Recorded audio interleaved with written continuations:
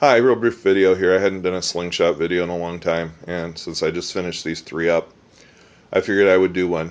Two birch, one oak, um, all with Chinese tubes, and that's pretty much it. I mean, they're pretty basic slingshots. So uh, the reason I haven't been making slingshots is, well, there's a lot of reasons. Primarily, how many slingshots does a person need? The other reason is I've really got kind of disheartened by the whole slingshot community and world. Not because of anything any one person did, but just because of the direction it was heading and has headed.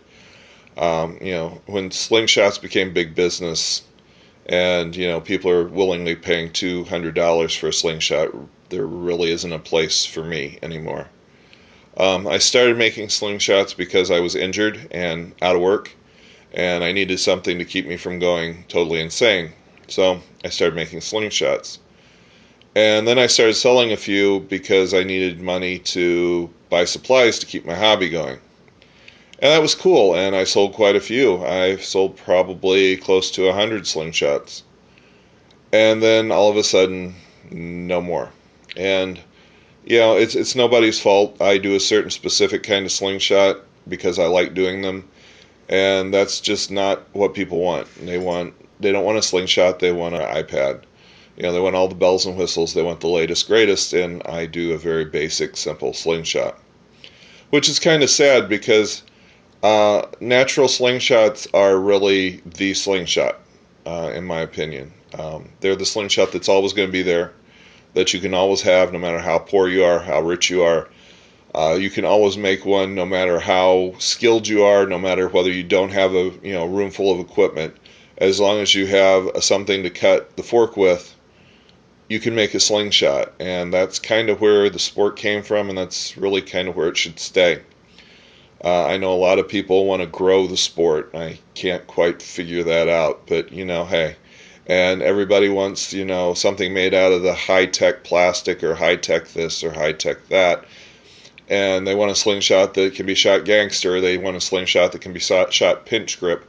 And I hate to tell you this, but you can shoot a natural in all those ways, and you can shoot them in any of those ways. So you're not limited.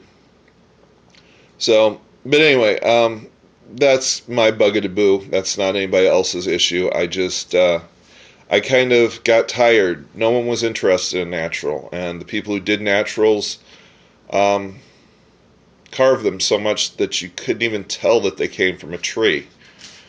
And making these, it doesn't seem like much to a lot of people, but it's very personal. And I go out in the woods. I don't collect every fork I see. I collect specific forks, and I may handle them for days or weeks before I ever turn them actually into a slingshot. Everything I do is by hand. I don't use power tools. I rarely use a power tool. I use a drill to drill the holes, and that's why why they're special to me. And I guess they really aren't special to anyone else. It's kind of a therapeutic / spiritual thing for me to have a slingshot that's exactly the way nature made it. No frills, nothing fancy, and that's it. So anyway, these are three I just finished.